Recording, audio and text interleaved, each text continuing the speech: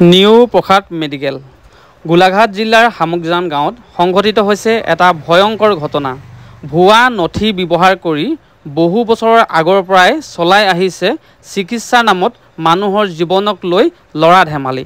আৰু তেনে এটা ঘটনাই পৰিলক্ষিত হৈছে এই ধৰ্মেন্দ্ৰ প্ৰসাদৰ চিকিৎসাৰ ভুল চিকিৎসাৰ বাবে এগৰাকী কিশোৰী যিগৰাকী কিশোৰী মই ইতিমধ্যে স্ক্ৰীনত দি দিছোঁ।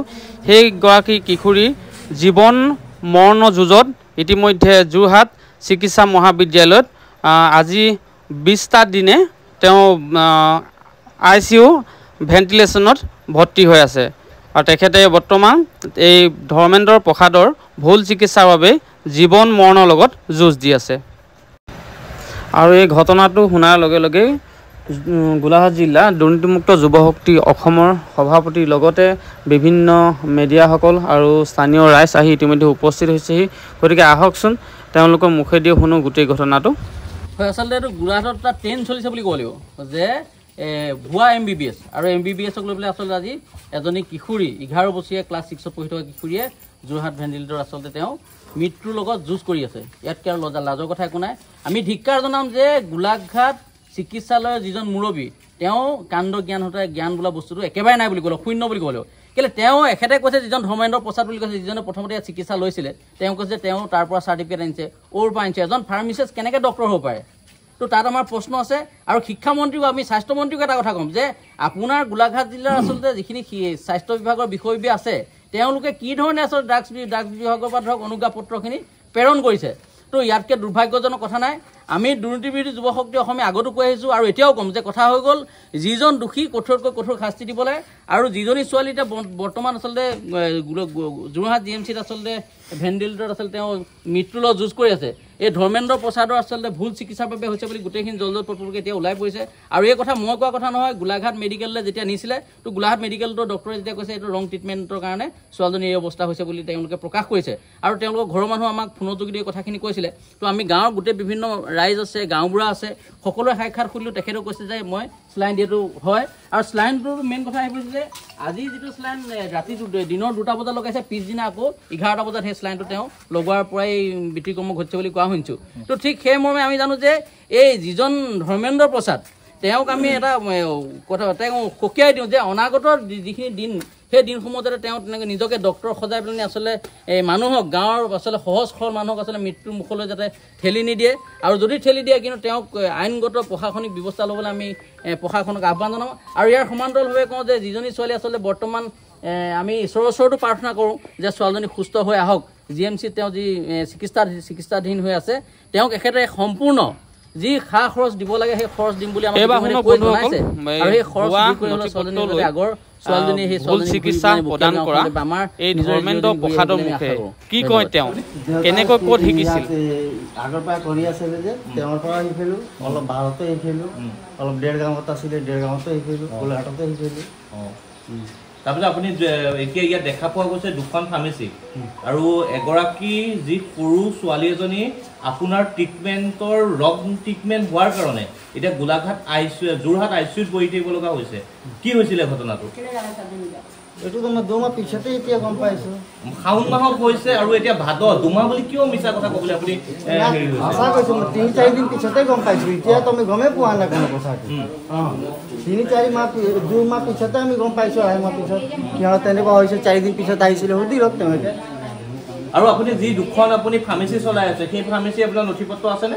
আছে আছে। কি নথিপত্ৰ আছে? আপুনি এজন শিকি থকা মানুহক গোলাঘাট যি স্বাস্থ্য বিভাগে আপোনাক কি চাৰ্টিফিকেট দি পেলাই আপুনি এই 2খনকৈ আপোনাৰ হয় ফাৰ্মেচি চলাই আছে? কাৰ লগত আপোনাৰ মিতিৰালি আছে?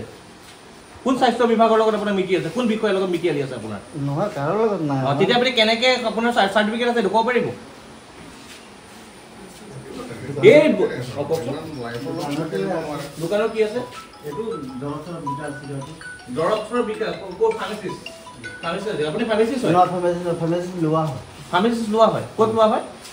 এইটো যোৰহাটৰ যোৰহাটৰ হয় আপুনি নিজে লৈছিলে নিজে নাই লোৱা কোনে লৈছে আমি বেলেগৰ পৰা লৈছো আপুনি বেলেগৰ পৰা লৈছে আপুনি নিজে শিকা এক্সপেৰিয়েন্সত লৈ পেলাই এই বকিয়াল অঞ্চলৰ মানুহখিনিৰ লগত আপুনি কি জীৱনক লৈ পেলাই খেলা খেলি আছে নেকি বহুত মানুহ মৰিছে বুলি আপোনাক অভিযোগ উত্থাপন কৰিছে এই অঞ্চলত মোৰ যোৱাটো তেনেকুৱা ইমান হোৱা নাই কোনো হোৱা নাই এইটো প্ৰথমে আমাৰ শুনিছো মই প্ৰথমে শুনিছে আৰু অভিযোগ হৈছে এতিয়া অলপ দেৰি আগত শুনিছো আৰু আগত বহুত মানুহ মৰিছে কি বেমাৰত আহিছিলে ছোৱালীজনী জ্বৰ হৈ আছিলে তাৰপিছত কিহৰ চেলাইন দিছে আপুনি ইমান জ্বৰ হৈছে মই বোলো সেইগতে উঠ তেতিয়াহ'লে বেজীকেইটা দিয়ে নেকি দুইটা মানুহ গাঁৱৰ মানুহ উঠাই নিলে স্কুল ই শুই থাকে তাৰপৰা বেজীটো দিলে জ্বৰটো অলপমান থামিলে তই দি পেলাই কিনিবিলাকে 3:30 বজাত আনি পেলাই চেলাইন দি আছে তাৰপৰা কৈছে হেৰি বোলে চেলাইনটো ফুল কাইলৈ দি পেলাই আমি 7টা বজালৈকে নিদিওঁ চেলাইন তাৰ ঘৰলৈ লৈ গ'লে মই সুধিলোঁ সোনকালে লৈ আহিম মা বোলে কাইলৈ দিব চেলাইন দিবলৈ তাৰপৰা ঠিক আছে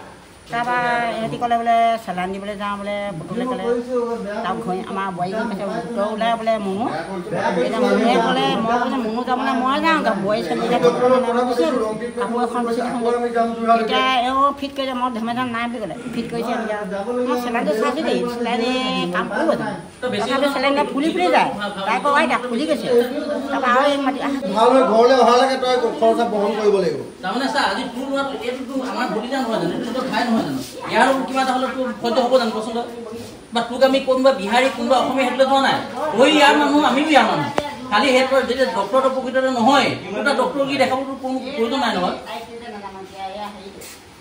তুমি ইমান ট্ৰিটমেণ্ট কৰি আছা আগদিনাখন থকা চেলাইনটো পিছদিনাখন দিলে কি হয় তুমি সেইটো নিজে জানিব লাগে নহয় সেইটো তুমি ডক্টৰ যদি প্ৰকৃততে হয় তুমি চেম্বাৰ খুলি পেলাই ৰিক্স লৈ পেলাই আছা তুমি সেই কমতো তুমি কিয় কৰিলা আগদিনাখন থকা চেলাইনটো পিছদিনাখন কিয় দিলা সেইটো নিজে জানিব লাগে সৰু ল'ৰাটাও জানে সেইটো ইনফেকশ্যন এয়াৰ সোমাইছে নাই চেলাইনটোত আগদিনাখন দিয়া চেলাইনটোত এয়াৰ হৈ যায় নাযায় এজন যদি ডক্টৰ হয় ডক্টৰ হ'লে তই আগদিনাখন ইউজ কৰা চেলাইনটো আৰু যিডাল এডাল কিবোৰ আহিছে আকৌ পিছদিনাখন এইটো ইউজ কৰিব পাৰি নেকি তোৰ সেইবিলাক চব ওৱান টাইম ইউজ হে আপোনাৰ বেয়া লাগি যাব তই আকৌ নেক্সট দিনাখন কেলে চেলাইনটো দিলি এনেকুৱা ষ্টেজত ভেণ্টিলেশ্যনত থাকিবলগীয়া হৈছে ছোৱালীজনী ডেইলি ৩,০০০-৩৫০০ টকা ভেণ্টিলেশ্যনৰ খৰচা মানুহ অহা যোৱা খৰচা তই আজিলৈকে এটা খবৰ ল'বলৈ যোৱা নাই মানৱীয়তা খাতিৰত লং ট্ৰিটমেণ্ট হ'ল কিবা এটা হৈ গ'ল মই যোৱাৰ পিছত তোৰ দায়িত্ব আছিলে নে নাই যে মই ছোৱালীজন আৰু অৱশেষত তেওঁ গাঁওবুঢ়া আৰু বিভিন্ন দল সংগঠন আৰু মিডিয়াসকলৰ আগত তেওঁ চুক্তিবদ্ধ হয় আৰু গাঁৱৰ ৰাইজৰ সন্মুখত যে সকলো ছোৱালীগৰাকীৰ চিকিৎসাৰ নামত খৰচ হোৱা সকলো তেওঁ পৰিশোধ কৰিব।